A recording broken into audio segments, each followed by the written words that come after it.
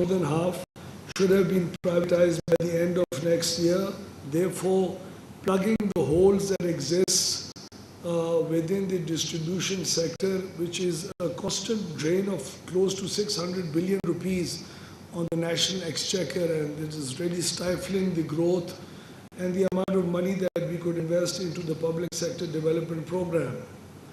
We are also making very good progress on the competitive energy markets.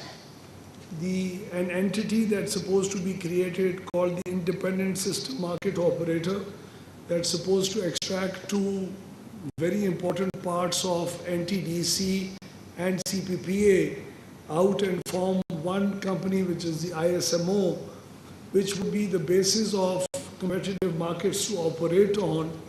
That is, the summary has been sent to the Prime Minister and for the Cabinet to consider. So within the next 1 month, we should hope to have this ISMO registered and operational with NTDC and CPPA's existing workforce contributing into the company. So ISMO, the creation of ISMO would then help us move towards realizing the dream of wheeling energy on an efficient basis to the bulk consumers in the first phase and to others in the next. This was actually committed by the Power Division to happen in the year 2009, but still has not been a reality for us. So we are hoping that inshallah within the next 1 year or so, we should have the bulk consumers actually having an environment in place where they could buy renewable and efficient power from producers, and that power could be, those electrons could be wheeled all the way to the premise of these businesses. And the competitive market, we are hoping that in the next 3 to 4 years would evolve and mature into something that could translate into the real bilateral energy market that could bring down the price of energy and could remove us or extract us from this kind of an environment where CPPA could be the only buyer. So that's the only way to push Pakistan out of the single buyer model. And then we're also investing and hoping to invest a lot. We've already started talking to the Chinese investors to convert our imported coal plants into local coal-based plants. And we started running the studies and the feasibilities and the economic and the technical and the financial feasibilities for this conversion. And we hope that our energy mix could be a lot, the energy price of power itself could really come down substantially because of this. This might have an impact of close to 2 rupees per unit as far as the energy price of the entire pool is concerned. We are also aggressively investing into something called the Power Information System. We have a company called PITC, but the role of PITC has been just restricted to offering billing services to the distribution companies, and that's about it. PITC needs to evolve or be converted into the repository of real-time and very properly verified and the credible data, because data in the power sector is the most important thing and is the key. Unfortunately, even us policymakers at times have serious concerns on the credibility of the data that we have actually provided from time to time. So we are trying to set in place a system within the next year where PITC could be a repository for the entire power sector's data that could then use analytical tools to be able to come up with good, proper suggestions and policy interventions for the policymakers to make. The most important part of our reforms is uh, to set in place an efficient technical arm of the power division. The power division needs to make serious policy interventions from time to time. It's not just once in 6 months or once in 3 months, but almost on a weekly basis we are faced with situations where we need to make a policy decision one way or the other. For these policy decisions to be made, we need technical expertise. These technical expertise are unfortunately not available to us. We rely on World Bank giving us some consultants from time to time, helping us through the technical assistance programs that they are able to fund for us. The Asian Development Bank doing that, the USAID doing that. But there is no in-house facility available in the form of technical expertise which could actually support the power division to make all the key policy decisions. There are secretaries that we have, there are additional secretaries and joint secretaries, and then political people or the technocrats in the form of ministers and SAPMs and ministers of state. But I don't think we are all armed enough with the expertise that are required to handle and to take forward this very complex power sector. I don't think if we continue to do or make, if we continue to have policy interventions based on just hearsay, which has been, by the way, happening in the past. In the past 3 or 4 decades, there has not been a considered, well thought out, researched way of even adding generation capacity to the profile that we have, that exists today. It's all been done in a rush all the time. Pakistan used to face all the load shedding that we used to in the past, and every government was in a hurry to do something within the next 2 to 3 years and try to get Pakistan out of it and get the political so-called constituency of theirs to clap for us, appreciating that we've ended load shedding, but at what cost? What energy mix have we been investing into? What is going to be the future? What happens if the indigenous part of that energy mix is not enough to provide Pakistan the kind of energy security that Pakistan must have? So all these things require proper technical information, use of complex softwares and applications that are used elsewhere in the world. Then we've also been relying on growth projections that might have been just a dream for us. So all the demand projections in the future that Pakistan has made in the past have all been at, say, an assumption of 6% growth rate. So when that 6% is not actually achieved, the demand is not actually materialized, and then we end up in capacities that are unutilized, and the rest of the pool of consumers being burdened with that unutilized capacity.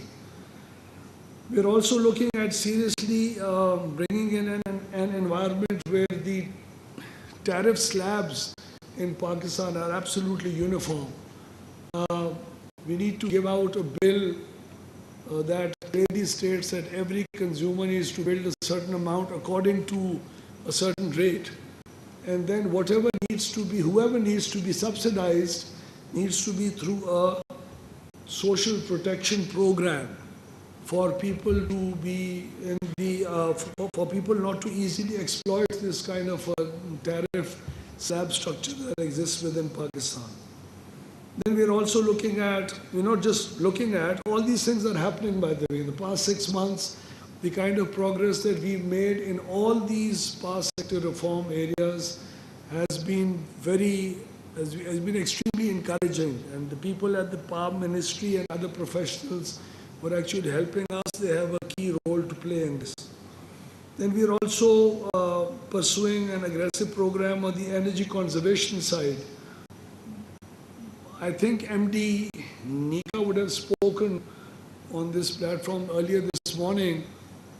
Nika has been tasked to come up with this program that we are about to roll out next month, although it's not a good time to roll out this program because usage of fans would be going down up in the northern parts of the country.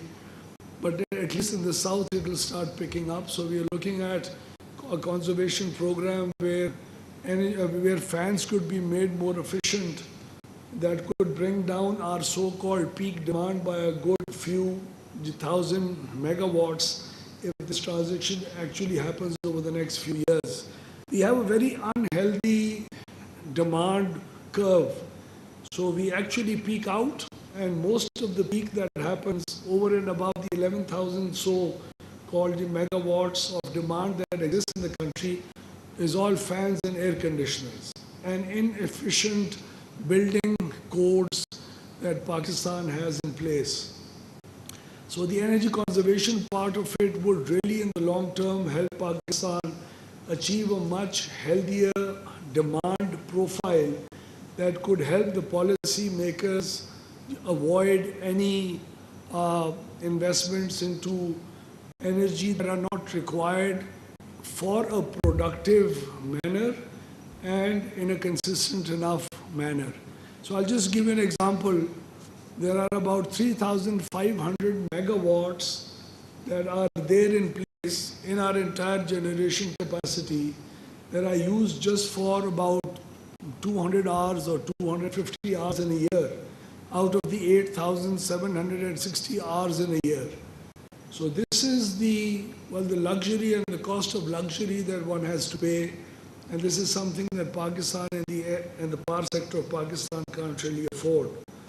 So we've also, by the grace of God, reached a point where NTDC, the transmission arm of the power sector, is going to be now split up into three parts. We're not happy with the way the projects are rolled out and they're actually developed and then handed over to the asset management part of NTDC and the operations part. So we're actually going to be making another company by the name of NGC, the projects. That will be a very slim and efficient company with very top-class professionals in it. And we are going to adopt an outsourcing kind of a model where the rollout and implementation of projects that are much required for transmission to come into place. In spite of having all the funds available, most of our transmission projects are delayed by over 4 to 6 years. That's very unfortunate. And every day that the projects are actually delayed, it's adding on to the cost of electricity for the consumer.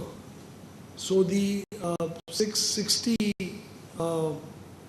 transmission line that the Chinese invested into, that's been underutilized for years now, just because the Lahore grid project has not come into place.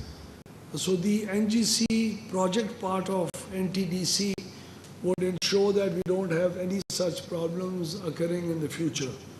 Then the other part of NTDC would be a part of the independent system market operator, who would be responsible for all the planning of the future energy that Pakistan needs to have and needs to buy. Now, who does that? I'll just give you a little flavor of what the situation is right now. So there's something called IGCEP. IGCEP is a way and a software and a way in which these professionals like Dr. Fayaz sit down and other people in NTDC. So they feed in all these assumptions into this software.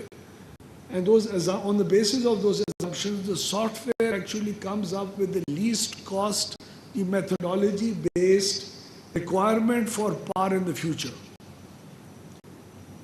So now I'm not talking of the previous power plants that already exist in the system. Now I'm talking of the future, the committed plants that Pakistan has already inked contracts with. You'll be very happy to know, as far as clean energy is concerned, that the next 17,000 megawatts of plants being added on to our profile are all hydel or nuclear. So one nuclear, everything else is hydel. So it's all clean energy. So we don't have anything to worry about in that sense. But it's not on a least cost methodology. So out of the 17,000 megawatts of plants that we are supposed to add on, that we cannot avoid adding on, that we've already committed, this is also excess baggage that we have, only 87 megawatts fulfill the criteria of least cost basis. That is scary. What do we need to do about it? So we started having a very serious look at the future plants that are supposed to come on to our profile and see what could be done and what part of the cost of those plants need to be drawn out of the pool of the amount that needs to be, that the consumers would be ultimately burdened with. So we need to nationalize that part of the debt or investment that's going into every plant. For instance, the Mohmand Dam project, it's about to be completed. We've already spent money. The tariff of this Mohmand Dam has not been trued up and it's not available to the plant. वफाकी वज़ीर तनाई अवैस लगारी लाहौर में तकरीब से खिताब कर रहे थे। उन्होंने कहा कि बिजली के शोबे की बेहतरी के लिए इक़दाम किए जा रहे हैं। ग्रीन एनर्जी के मंसूबों पर काम जारी है। बिजली के तरसीली निज़ाम की अपग्रेडेशन